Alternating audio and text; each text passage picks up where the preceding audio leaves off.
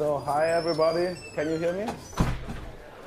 So my name is Volker Simonis. I'm working for SAP in the SAP JVM team. Probably even fewer people know that SAP has its own Java VM as well, just like IBM. But we are also working in the OpenJDK, so we have contributed the PowerPC and S390 port to the OpenJDK. I'm the project lead of these two ports in the OpenJDK. And today I will tell you a story about some optimization techniques in Hotspot and how they can lead to surprising results if you don't get the optimization right. So these are just some corner cases, but anyway, that's errors, and I will show you how we fix them. So this is the outline of the talk. I will tell you some words about escape analysis, which is a common optimization technique in virtual machines, and then some words about intrinsics, which is another optimization technique. Then I will shortly introduce system array copy, which probably everybody of you knows, and its specification. And I will show how too much of the before mentioned optimizations can break the specification requirements for array copy. And then I will show you how we fix the bug. So what about escape analysis? Escape analysis, it's switched on by default in Hotspot. So if you run your Java program, you will get escape analysis. It detects the escape state of local variables. So it can detect if they escape your function, if they arc escape. It means if they just get passed to functions you call, or if they globally escape. For example, if you assign the value of these objects to static or globally visible objects. And the results of the escape analysis is used, for example, to optimize logs, compares, or to eliminate allocations altogether, which is also called scalar replacement. The escape analysis is, of course, heavily dependent on inlining. So the more you can inline into your method, the more effective escape analysis works. But it also can analyze methods which aren't inlined with a so-called bytecode analyzer. But again, that's restricted to a certain number of bytecodes and call depths. Escape analysis in Hotspot is based on this paper, which I show here, Escape Analysis for Java. You can download it from the internet if you're interested in the details. And is implemented in these two opt-escape CPP and compiler interface, bytecode escape analyzer CPP in the Hotspot source code if you're interested in the implementation details. So I will show a short example how this works. So take this program. We have a method called scalar replace, which takes an int argument. It then allocates a new integer array with this, which has 3 times this int value, and we call a dot function, which computes the dot product of these two vectors. So if you run this with the Java VM, and we only want to compile our scalar replace function, so we don't want to have any inlining, we get something like this. So this is the assembler code produced by the C2 just-in-time compiler. So actually it does some argument shuffling. It loads 3 in the argument register 1, the class information, so integer array in the argument register 2, and then it calls new Java array. So this is the allocation of the array. It then fills the array with our first argument. So remember, RBP holds the first argument. That was the x value with which we called the scalar replace function. And then it loads the array again into argument 1 and 2 registers and calls the dot function. So because we didn't allow inlining, there's nothing more the JIT compiler can do. So if we allow compilation of scalar replace and dot, and disable escape analysis, we have to do this because by default it's on. So I want to show you how this would look when it's switched off. Again, the first part is exactly the same. We allocate a new array. We fill the array with the value.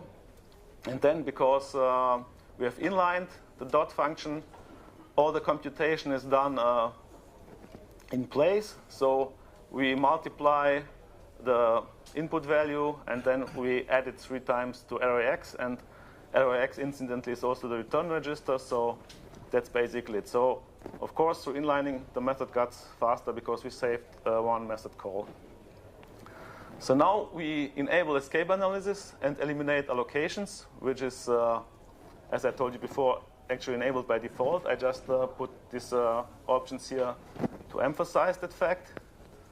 And the resulting code looks like this. So this, of course, is, again, much better. It's just the computations. There is no more allocation and no more calls, because escape analysis has detected that our array, I just go back to the source code. So this array is not escaping the scalar replace function, right? We just need it here locally to do the computation of the dot product, and then we only return the result of that computation. So actually, this array isn't really needed. All we need is the array values. So the C2 compiler can detect that by escape analysis, and it eliminates the allocation, and we remain just with the computation. So there are, if you use a debugging version of the hotspot, you can use this print escape analysis and print eliminate allocation flags to give you more details about how escape analysis works. And if you run that, you get the information, escape analysis. It builds a so-called connection graph. And the interesting thing is this one. So the compiler detected the new instruction in your Java code was actually transformed into an allocate array node in the JIT compiler graph, and the optimizer, the escape analyzer had detected that this array is not escaping the function, and then it detects that it can be scalarly replaced, and then it say eliminated allocate array. Okay, so that's how escape analysis works briefly. So now let's come to intrinsics. So intrinsics are very old means of optimizing functions. They are available in basically every programming language, and they can be used for optimization, but also for implementing features which are not directly accessible from your language. So for example, C. In C, typically the memcopy functions are intrinsified, or for example, in new CPU architecture support, for example, transactional memory, but there is no notion of transactional memory in C. Nevertheless, you can use these functions by so-called compiler intrinsics. And they are also available in Java, of course. So there are actually quite a lot of hotspot intrinsics, more than 260 when I counted last time. And there are different levels of intrinsics. If you're interested in this topic, there is another talk I gave, and you can find the recordings. I gave them, I think, at JokerConf, and you can find the recordings on YouTube.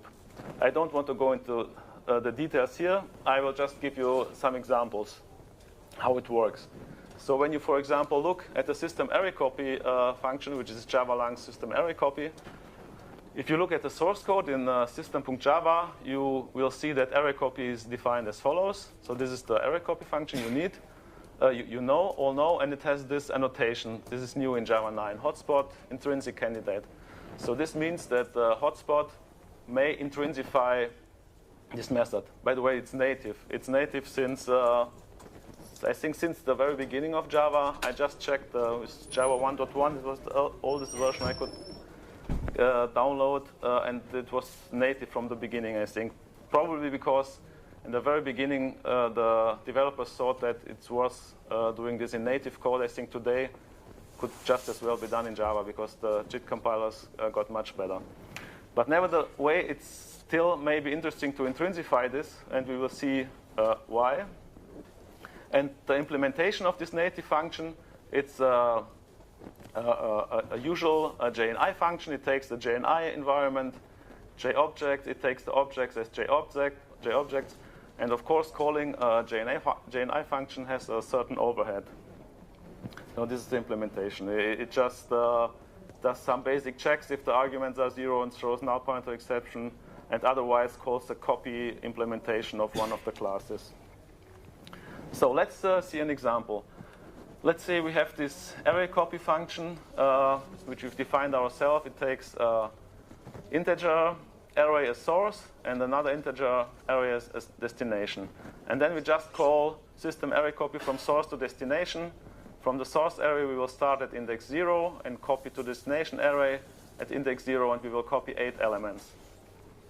So when we disable intrinsics, with these XX options, you can disable intrinsics in a hotspot. Again, they are on by default, so if I want to show you the difference, I have to switch it off.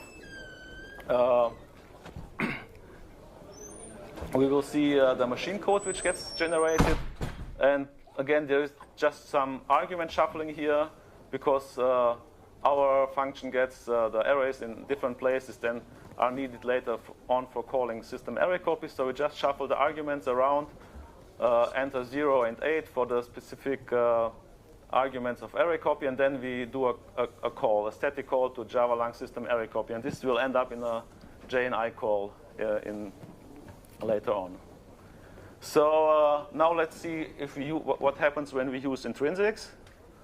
So the generated code looks a little bit more complicated, but actually it's much better because you can see we have no call here. We do a lot of checks here. We load the length. So RSI is the register which holds the first argument, so it's a source array. And at index 16 of the source array, there is the length. This the place where the length of the array is stored. We load that into R10, and we compare R10 against 8. So we want to see, does the source array contain at least 8 elements? We have to check that because otherwise the copy wouldn't work. And system array copy is required to throw an exception in that case. We will see the specification of system array copy in a second. So the loading of the length field from the array element is also an implicit null check. Again, I've covered this in one of my other talks, which you can see at YouTube if you're interested how implicit null checks are implemented and are working in hotspot. So if incidentally this array should be 0, we will get an segmentation fault here. But that's no problem because hotspot has its own signal handler. It will catch the signal handler and it will transform it in the corresponding Java null pointer exception, which is required by array copy. So again, we do some of the checks here if all the arguments are correct. And then starting here with this line, we just load the first element. The first element is at index 24 of RSI, load it into R10, and we save it into RDX, which is the second argument at the same index. And we do this 8 times until index 52, which is the 7th element. So actually, we've inlined the whole array copy into this function. We don't need any more call.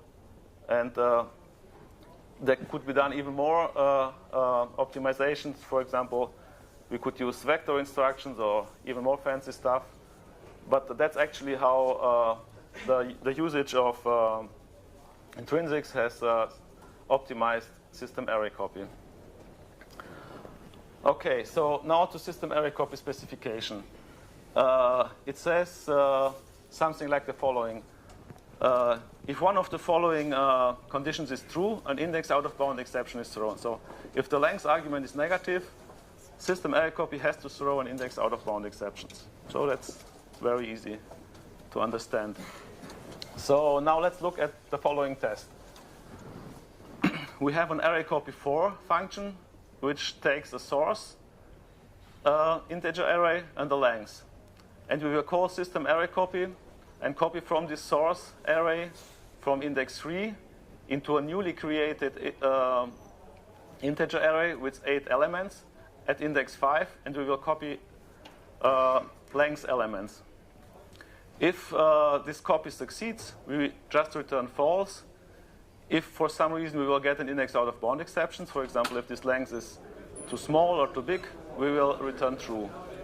And now we will call our array_copy_4 functions from the main method. We just call it in a loop in order to just-in-time compile it.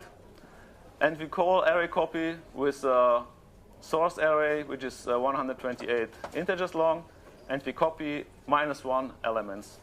So obviously, if length is -1, and we look at the specification, if the length argument is negative, this should always return true, right? Because every array copy should just throw an index out of bound exception. And if for some reason we should get false, that's obviously an error in system array copy, right? So in this case, we print the error, and that's it. So if you run this with Java, it runs for a while, and then we indeed get an error at iteration 5376, index area out of bounds exception expected, but we didn't get one. So why did this happen? Strange, right? And at this index.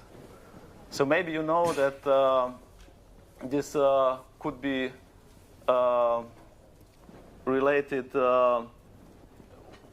to escape analysis, because otherwise I wouldn't have told you about it at the beginning of the talk. So now we can use these options which I revealed before, print escape analysis and print eliminate allocations. And indeed we see before the error happens, the just-in-time compiler eliminated an allocation.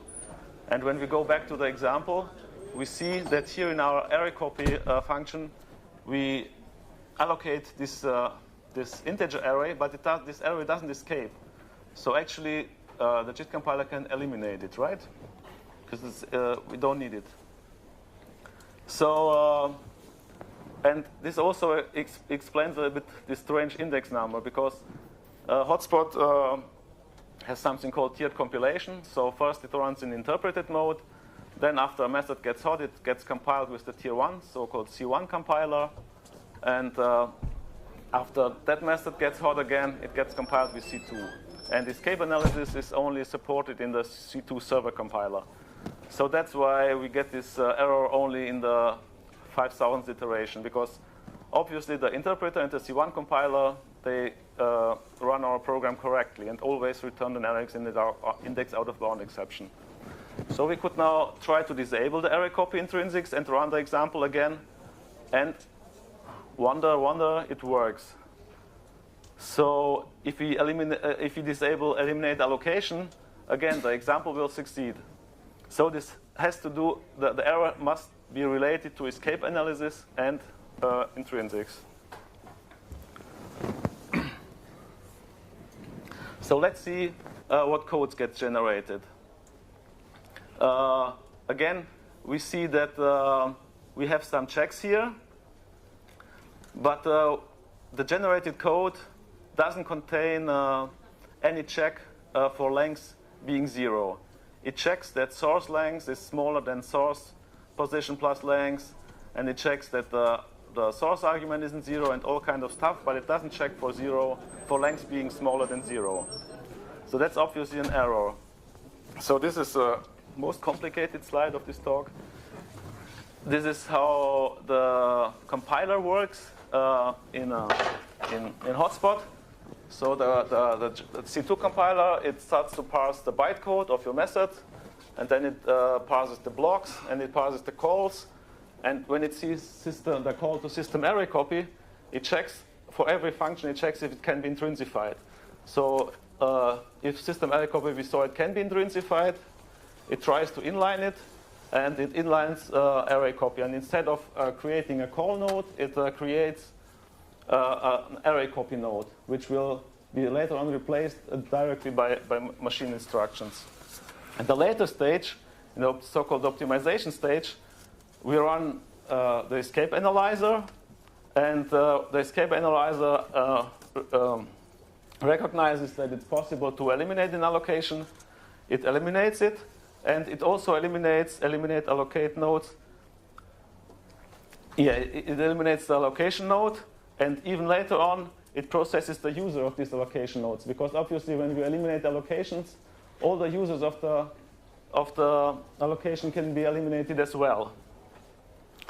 And then in the final stage, we will generate code for all the nodes. So generate array copy will replace the array copy node by machine code. So here is the inline array copy. This is where the call to array copy is replaced by the array copy node, and it has this is from the actual hotspot source code. It has a very nice documentation, which say the following tests must be performed, because obviously when we replace the call, we still have to adhere to the specification. So, and point 5 is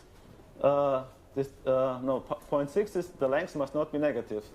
But then later on in the code, we generate all the checks, but 6 is missing.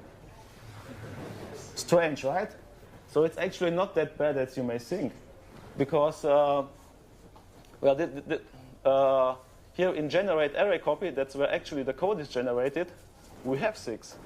So length must not be negative. We generate the code here, but when we used escape analysis before, and we process the users of the eliminated allocation, we just eliminate the whole array copy node, because it's not used, right? It just wants to copy data to some memory which is not used.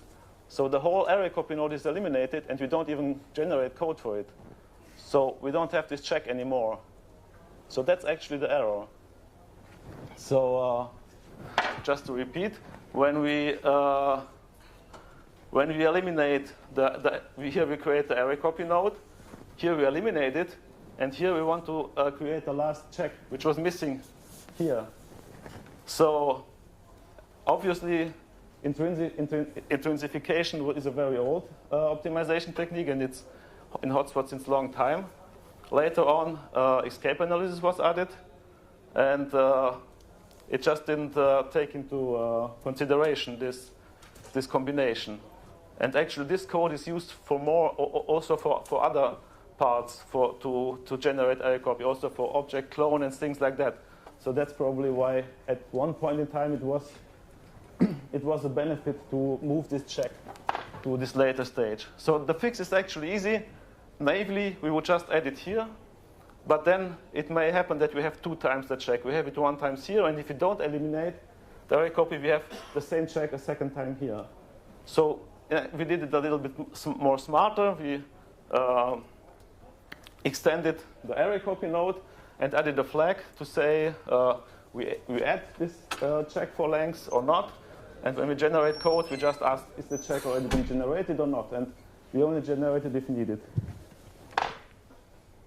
So this was that.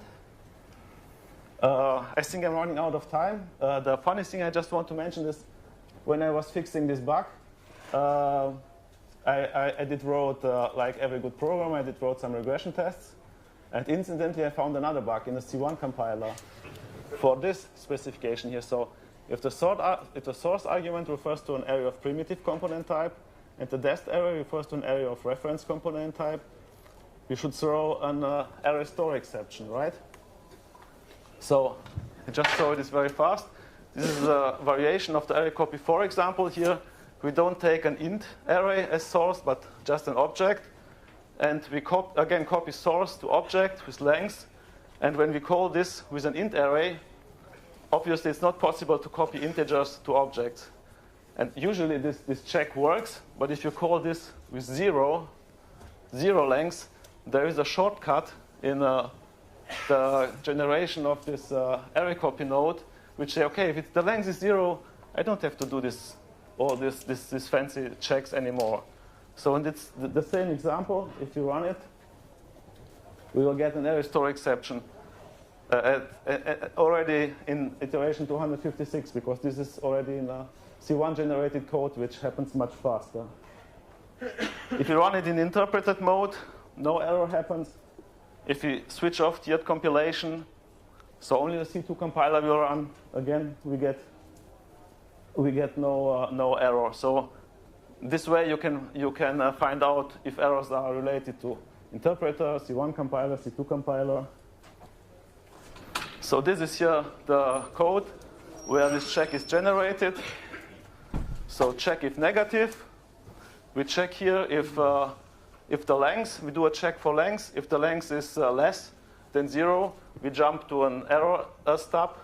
Otherwise, if the length is 0, we just go to continuation, which is at the end, before we even call the array copy routine. And this check here, check for the element types, is just shortcutted away, and that's why the error happens. So the fix, this was the bug. It was fixed in November. And all the slides and code is on GitHub. If you want, you can have a look at it. So thank you a lot.